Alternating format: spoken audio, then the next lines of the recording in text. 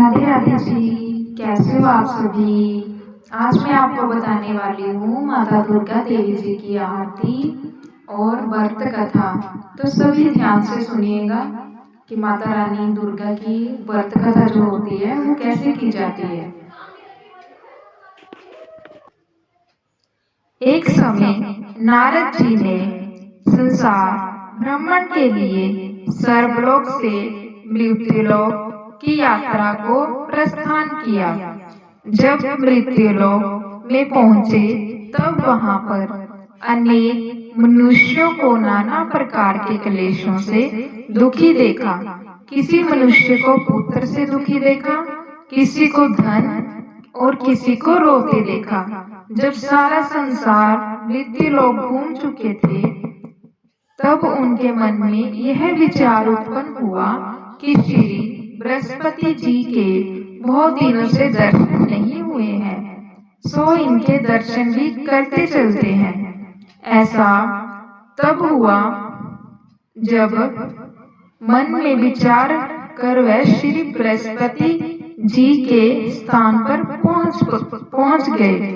श्री बृहस्पति जी ने श्री नारद जी के आगमन पर बड़ा हर्ष प्रकट किया और नारद जी से बोले, आप अपने आने का आगमन पर बड़ा हर्ष प्रकट किया, आप अपने आने का कारण मुझे बतलाइए।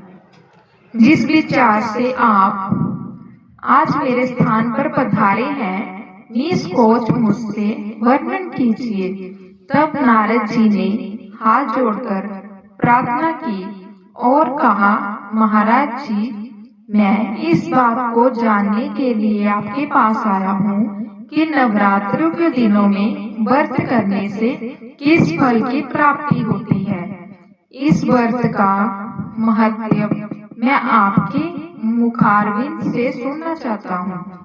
तब बृहस्पति जी बोले, हे नारद, इस नवरात्रि व्रत कथा को मैंने ब्रह्मा जी से सुना था। वह नवरात्र का व्रत चैत्र शुक्ल पक्ष प्रतिपदा से अष्टमी तक और आश्विन मास में भी आश्विन शुक्ल पक्ष प्रतिपदा से अष्टमी तक किया जाता है। यह नवरात्र व्रत इस संसार की दुर्लभ से दुर्लभ वस्तु को प्राप्त करता है। जैसे पुत्र की इच्छा वाले को पुत्र, धन के इच्छुक को धन, विद्या चाहने वाले को विद्या, सुख चाहने वालों को सुख प्रदान करता है। इस व्रत के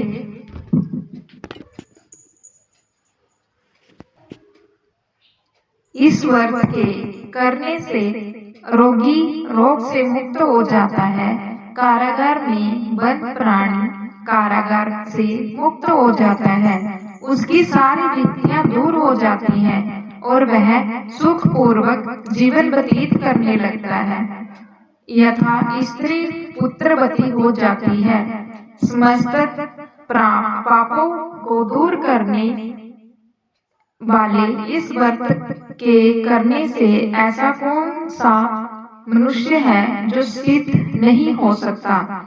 जो मनुष्य इस अलभ्य मनुष्य देह को पाकर भी नवरात्र व्रत नहीं करता है, वह माता और पिता से हीन हो जाता है, अर्थात उसके माता पिता मृत्यु को प्राप्त हो जाते हैं और वह अनेक दुखों को भोगता है। उसके शरीर में कुष्ठ हो जाता है और अंगहीन हो जाता है। उसमें संतानों प्रति का स्मार्थ नहीं रह जाता। इस प्रकार वह मूर्ख अनेक दुख भोगता है, पृथ्वी पर घूमता है और गंगा हो जाता है। जो सधवा स्त्री भूलवश इस व्रत को नहीं करती है, वह पति से हीन होकर नाना प्रकार के दुखों को भोगती है।